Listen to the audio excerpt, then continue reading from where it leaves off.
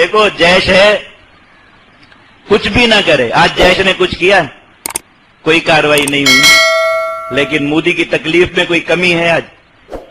نہیں ہے نا۔ یہ ایک مومن کی شان۔ آپ کچھ نہیں بھی کر رہے، آج ہم بس صبح اٹھے ناشتہ کیا ہے، ابھی تھوڑی دیر سبق پڑھیں گے، جا کے سو جائیں گے، لیکن مودی کو اتنی ہی تکلیف ہوئی ہوگی صبح سے لے کر شام تک جیش کے باقی امیر صاحب آج صبح اٹھیں گے، اپنا تھوڑا بہت لکھیں گے، اپنا کچھ کام کریں گے، کوئی 2-4 خطوط کے جوابات لکھیں گے کریں گے، اور شام کو انشاءاللہ سو جائیں گے اور کوئی کام نہیں کریں۔ لیکن مودی کو آج بھی ان کی ذات سے اتنی ہی تکلیف ہوگی جتنی پلوامہ والے دن تھی۔ مومن ہے نا بھائی، اس کا زندہ رہنا بھی تکلیف ہے آپ کے لیے، یہ ہوتا ہے مومن۔ جیش ہے، اب ادھر کتنے لوگ پکڑے ہوئے ہیں، کتنے گرفتار ہیں، کتنے بیچارے جو ہے وہ چھپتے پھر رہے، کتنے کچھ ہے، خود جیش یہاں پریشانی میں، لیکن مودی کی تکلیف میں کوئی کمی نہیں ہوگی، جیش کتنی بھی پریشان رہے۔ تو ہم اپنی ذات میں کتنے بھی پریشان رہے، اللہ کے دشمنوں کے لیے تو ہے نا تکلیف، بس یہ ایک مومن کی شان ہے، یاد رکھ۔ میں اپنے ساتھیوں سے ایک بات کہا کرتا ہوں کہ اللہ تعالیٰ ہمیں کچھ بھی نہ دیتا اور دنیا میں کچھ نہ ملے، الحمدللہ ویسے بھی الحمدللہ اللہ تعالیٰ کا فضل ہے، اپنا آپ سب کے سامنے جماعت کا ایک ایک فرد، جو جتنے بھی ذمہ داران ہیں جماعت کے، داڑیاں سفید ہو گئیں اس جہاد میں، بچپن سے کئی لوگ لڑے تھے ماشاءاللہ جو ہے وہ بوڑھے ہو گئے اسی جہاد کو کرتے کرتے، ان کو کوئی اس چیز کی فکر نہیں ہے کہ جہاد کے نتائج ملے یا نہیں ملے۔ ہمارے اپنے جماعت کے ساتھی، ہمارے شورا والے، ہر ایک آدمی اپنی پوری زندگی سب کے سامنے رکھ سکتا ہے کہ جہاد سے کچھ بنا ہے نہیں۔ ہمارے ساتھ جہاد میں آنے والے لوگ آج کسی کے 4 ہوٹل ہیں، کسی کا کچھ بنا ہوا ہے، تو دل میں کبھی یہ خیال اور حسرت بھی نہیں آتی کہ کاش ہمارے پاس بھی یہ سب ہو۔ اللہ تعالیٰ نے جو ایک چیز دی ہے یاد رکھیے، جماعت کی نسبت کے ساتھ، جیش کی نسبت کے ساتھ، جہاد تو ہم الحمدللہ اس وقت سے کر رہے ہیں جب جیش کا وجود نہیں تھا، لیکن جیش کی نسبت کے ساتھ اللہ رب العزت نے جو ایک دولت ایسی دی ہے اور ایک چیز ایسی دی ہے، یقین کریں کہ اگر کوئی دنیا کا سارا مال، دنیا کی ساری چیزیں ایک طرف رکھ دے کہ ان دونوں میں سے اختیار کر لیں، تو میں کہتا ہوں کہ خود بھی اور سب ساتھیوں کو یہ کہتا ہوں کہ کسی کے دل میں خیال بھی نہ آئے کہ ہم یہ نسبت چھوڑ کے دیں۔ اللہ تعالیٰ نے قرآن مجید میں ہمارا جو سب سے سخت دشمن اسلام کا قرار دیا وہ 2 اقوام کو قرار دیا کہ جو عداوت کے اعتبار سے اسلام کے شدید ترین دشمن، ایک ہیں یہود اور دوسرے مشرکین، اللہ رب العزت نے قرار دیا۔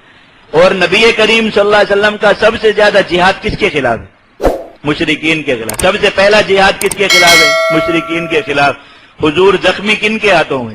مشرکین کے ہاتھوں۔ حضور نے قتل کس کو کیا اپنے ہاتھوں سے؟ مشرک کو۔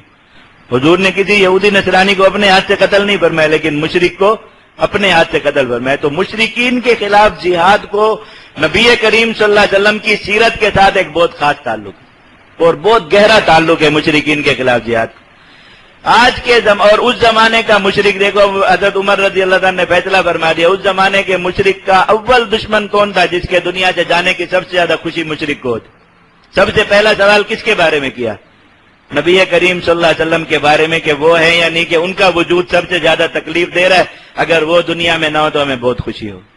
یہ نبی کریم صلی اللہ علیہ وسلم کی کتنی بڑی نسبت ہے کہ آپ مشرکین کے دشمن نمبر 1 ہوں، اور آج آپ دنیا میں کسی مشرک سے پکڑ کے کوئی بھی شخص ہو، اس سے یہ پوچھ لیجئے کہ آپ کا دنیا میں دشمن نمبر 1 کون ہے، وہ کیا کہے گا؟ جیش کے علاوہ کوئی لفظ اس کا جواب نہیں۔ آپ مودی سے لے کے کسی نچلے درجے تک کے کسی ایک دشمن سے پوچھ لیں، اور میں نے کتنے سارے وہ کلپ وہ کر کے رکھے ہوئے ہیں کہ وہ بڑا چبا چبا کے یہ لفظ کہتے ہیں، بھارت کا دشمن نمبر 1 مسعود اظہر، یہ چبا چبا کے یہ لفظ بولتے ہیں، وہ بھارت کا دشمن نمبر 1۔ کتنی بڑی شان ہے، یاد رکھو۔ ابو جہل کا دشمن نمبر 1 کون تھا؟ محمد صلی اللہ علیہ وسلم۔ آج ابو جہل کا جھنڈا کس کے ہاتھ میں ہے؟ مودی کے ہاتھ میں۔ مودی کا دشمن نمبر 1 کون ہے؟ ہاں دیکھو، انڈیا مکہ کے مشرکین کی دشمن نمبر 1 جماعت نبی کریم صلی اللہ علیہ وسلم کا لشکر تھا۔ ہندوستان، دنیا میں مشرکین کا ایک ہی ملک ہے، بس ایک ہی ملک ہے مشرکین۔ نصارہ کے تو کتنے ملک ہیں، اور یہود کے دنیا بھر میں، مشرکین کا ملک دنیا میں صرف ایک ہے، ان کی ایک ہی طاقت ہے، وہ کون سی ہے؟ ہندوستان۔ ہندوستان کا دشمن نمبر 1 کون ہے؟ ہاں، یہ دولت اور کہیں مل سکتی ہے؟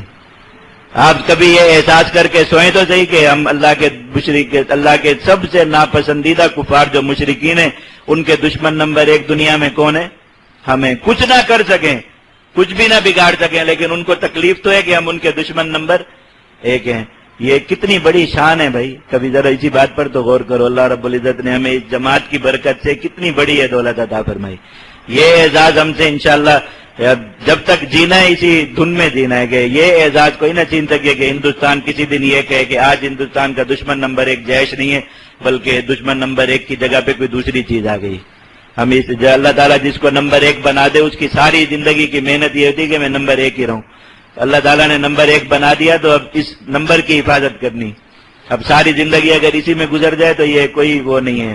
لیکن اس دھن کو نہیں چھوڑنا انشاءاللہ کہ اللہ کا دشمن مشرک ایک دن بھی یہ ہم سے سکون نہ پائے اور ایک دن بھی یہ نہ سمجھے کہ ہماری اس کے ساتھ دشمنی میں کوئی کمی ہو گئی. ہم جس دن کچھ نہیں بھی کریں گے انشاءاللہ اس کو تکلیف اتنی پہنچائیں گے جتنی ہوتی تھی.